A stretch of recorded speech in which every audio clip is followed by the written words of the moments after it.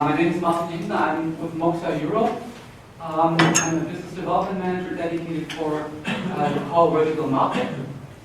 Today, my topic will be redundancy concepts in IEC 61850. And just to let you know, what you will expect in this 30-minute talk is first a quick introduction to redundancy in general, so that you know what we're starting off with. Then I'll go into the basics of PRP and HSR architecture.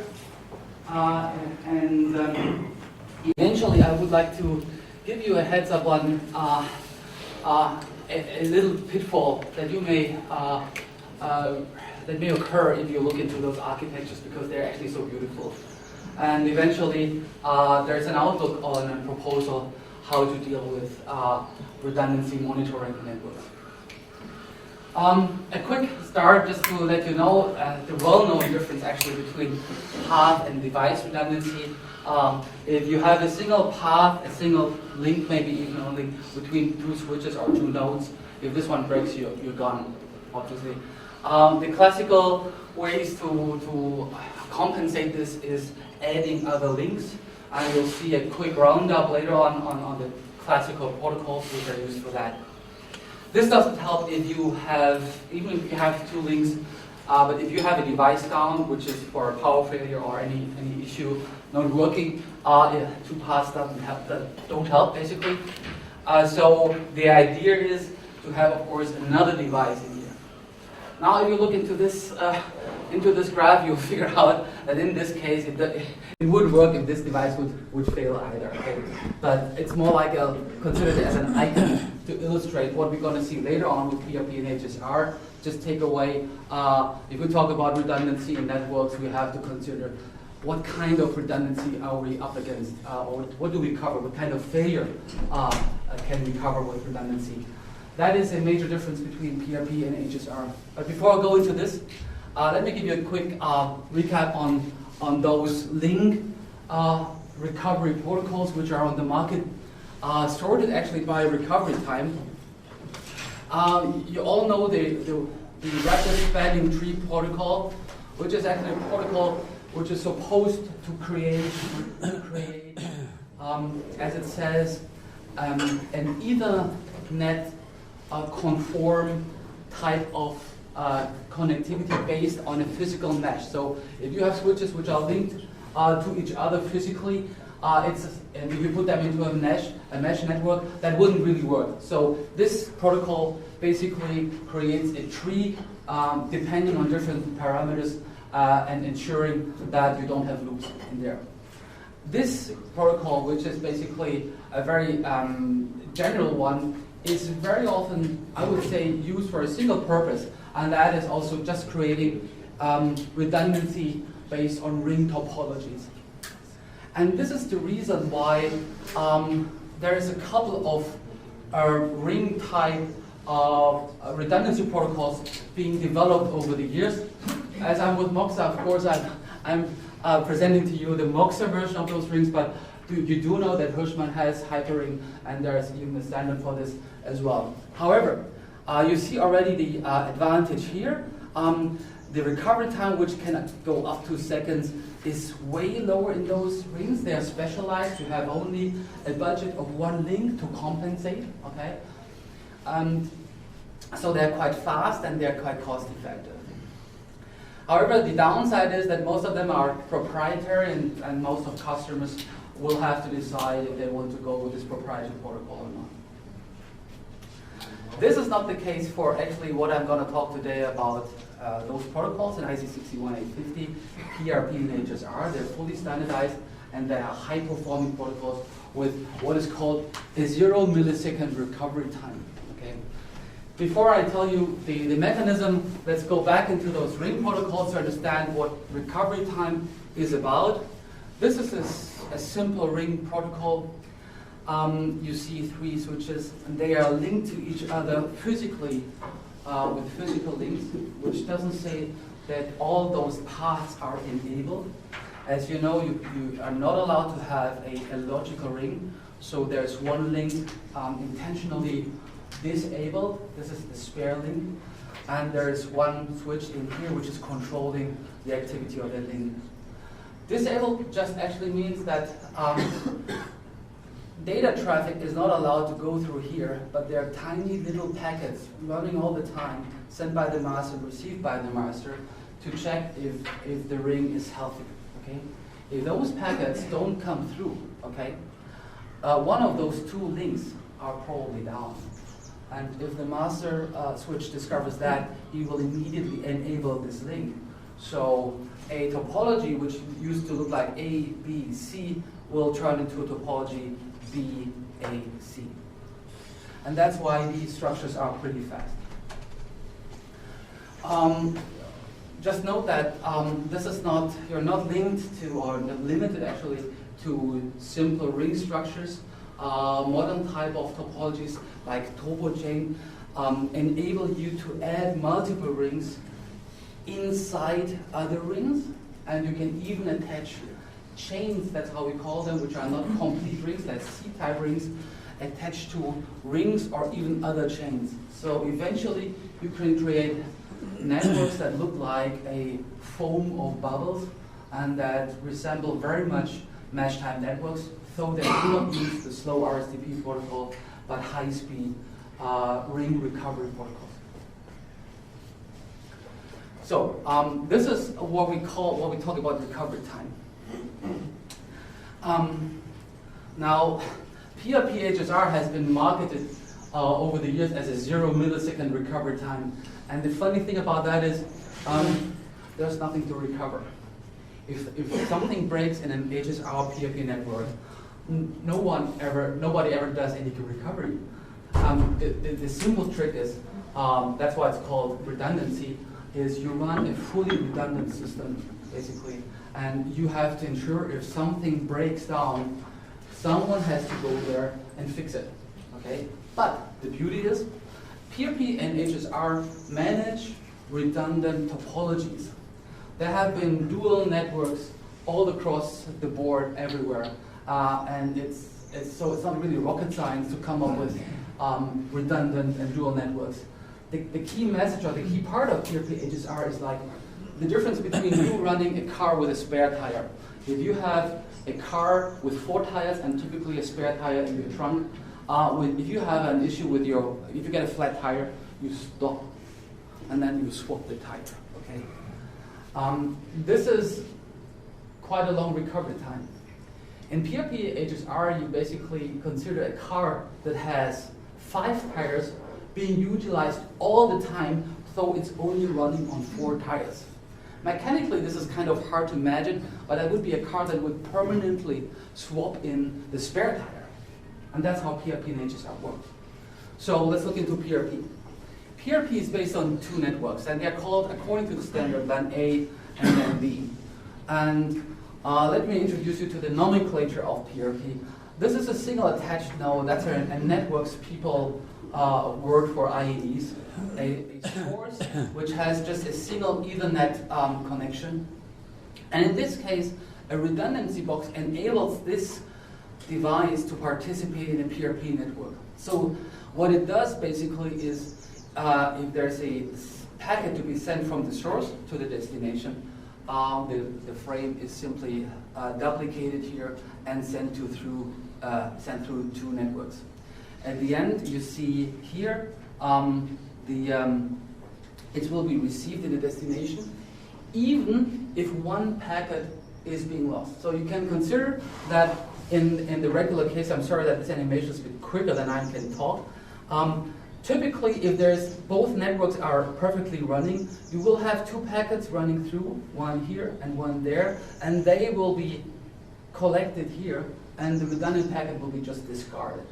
Typically, that's the packet which comes later. So this box doesn't have to do much. It just collects the packets, compares, of course, the source address, basically that's MAC-based. It checks if this is really the packet for the box to be received, and then it just discards the second which comes in.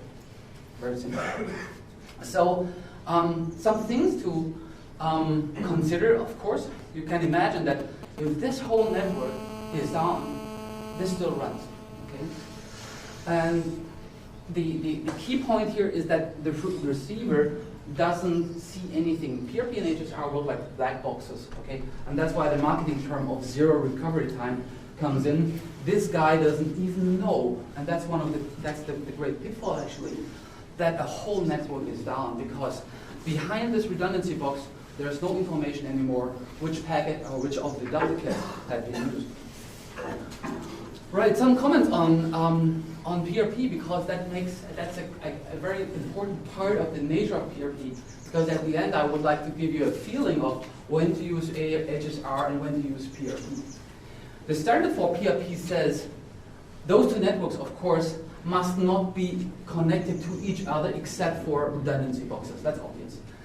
The second point is those two networks can be very different. They can have different size, and even more, they can include other types of redundancy networks. You can have RSTP networks in there. We will demonstrate this afternoon in the demo that we have over there, that in those two networks we have a small turbo ring running. No problem. PRP takes care about this. So it makes PRP suited for larger networks because there is no specific limitation on the size of the network. And as I just said, you can integrate other redundancy networks, and of course you are not allowed to interconnect them without a redundancy box.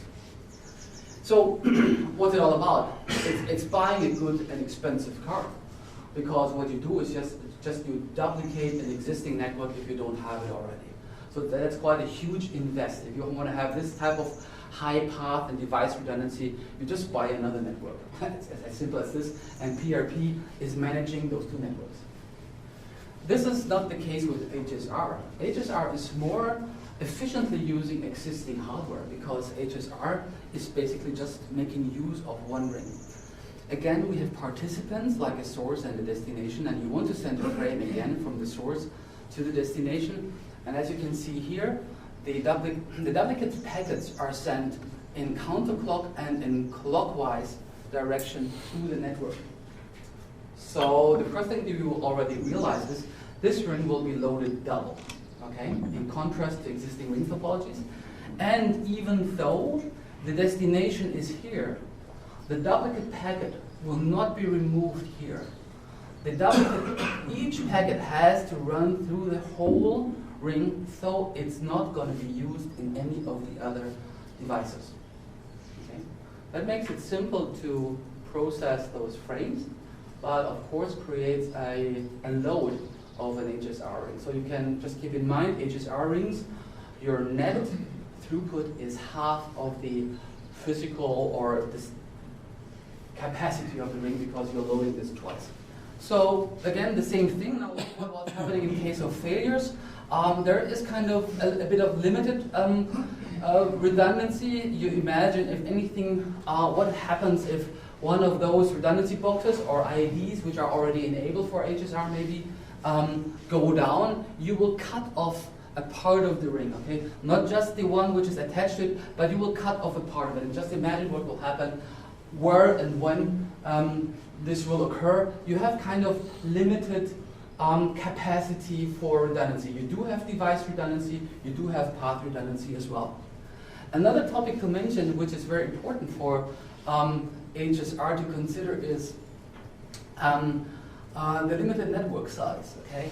As you are starting to load the network with more and more traffic, the more devices you add into, the number of IEDs you can get into the network is limited. Currently, this range is depending on the speed of the interface between 10, 20 based on a 5 megabit per second SV stream. So that's already an idea about HSR rings.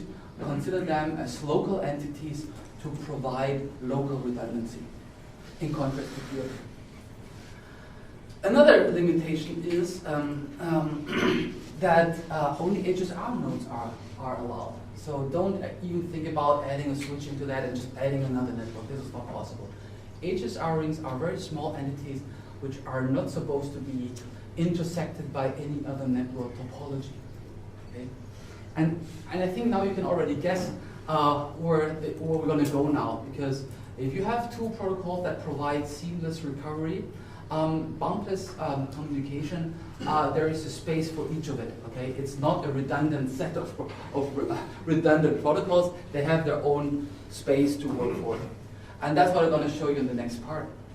I would like to show you how you can get redundancy on multiple levels. If you're providing an IED, if you're managing or manufacturing an IED or any other device which is supposed to participate in a PRP HSR network, the first option you have is to use an embedded module like we provide to enable this functionality. If you go on device level integration, of course you will use those famous red boxes coming from Redundancy box. We have here one that you will see also at the demo, which has one interlink.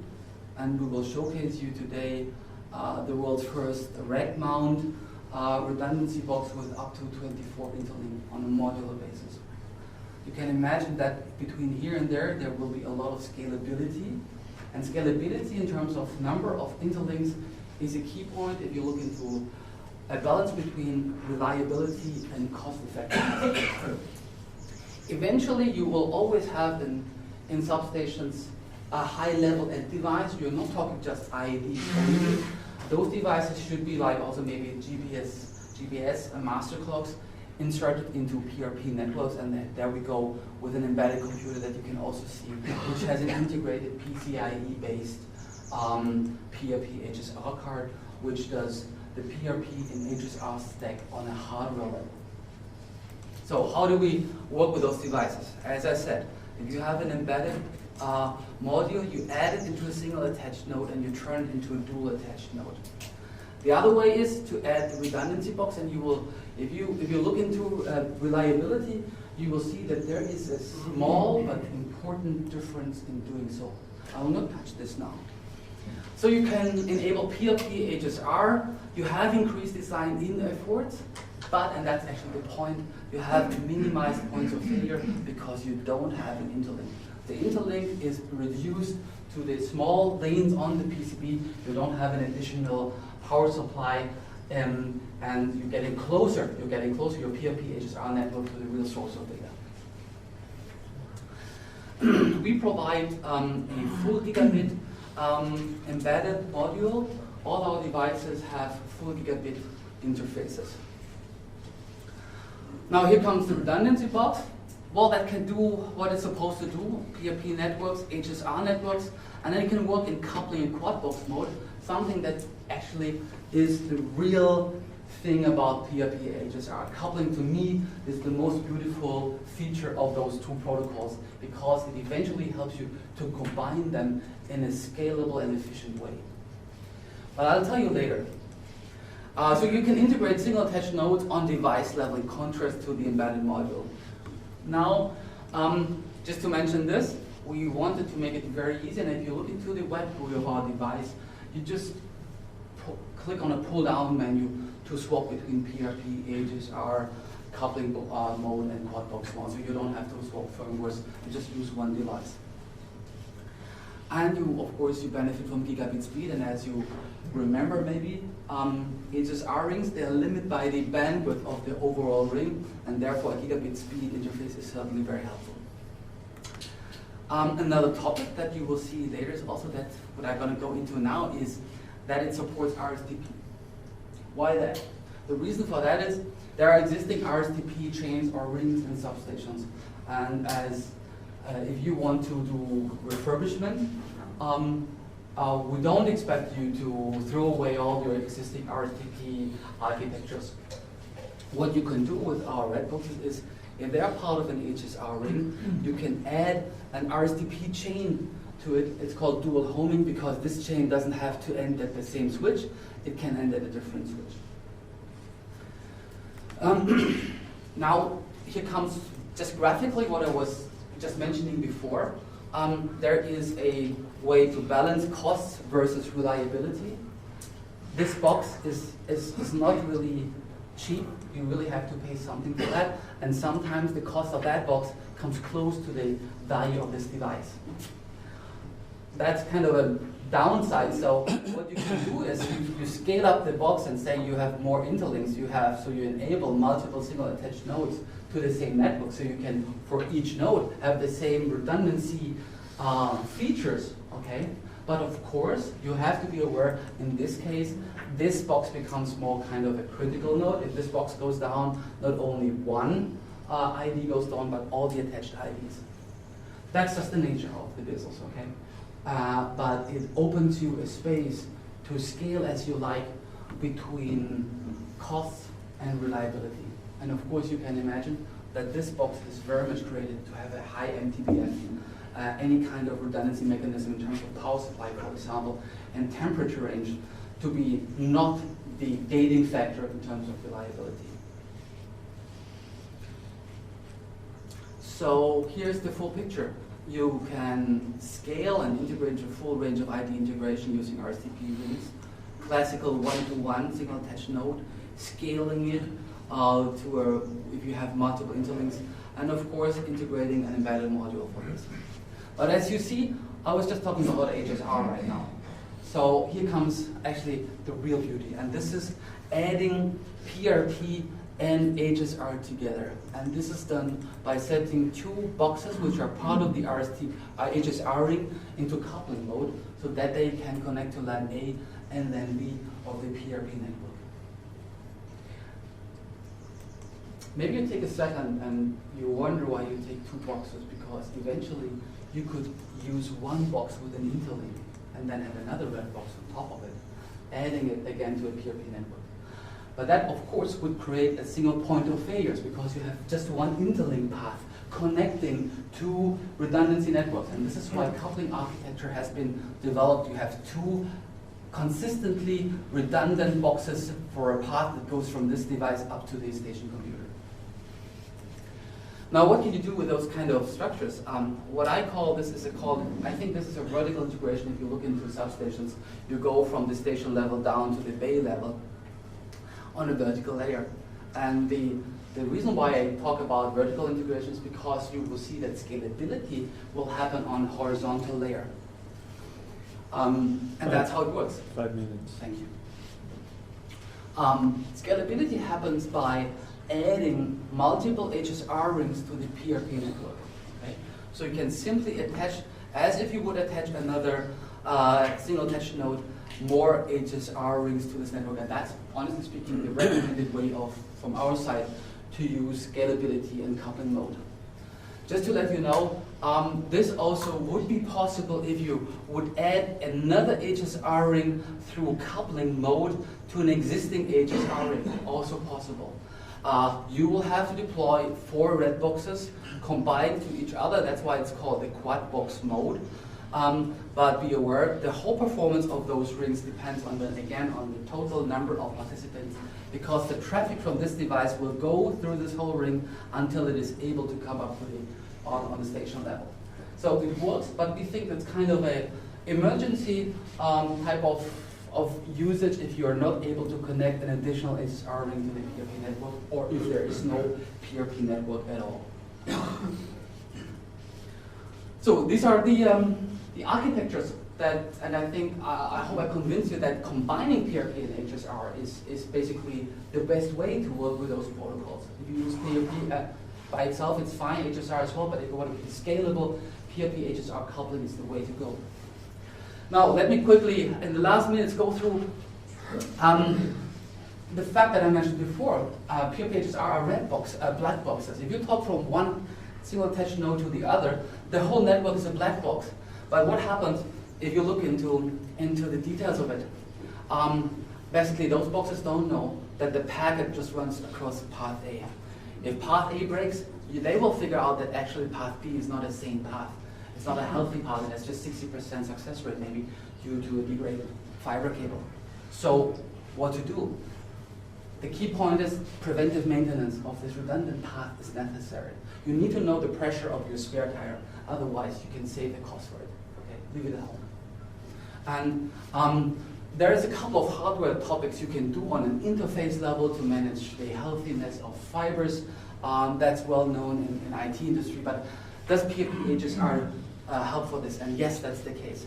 There are a couple of parameters provided by 62439-3, which is the standard defining PRP HSR, to monitor in a redundancy box the statistics of how many duplicates have been received.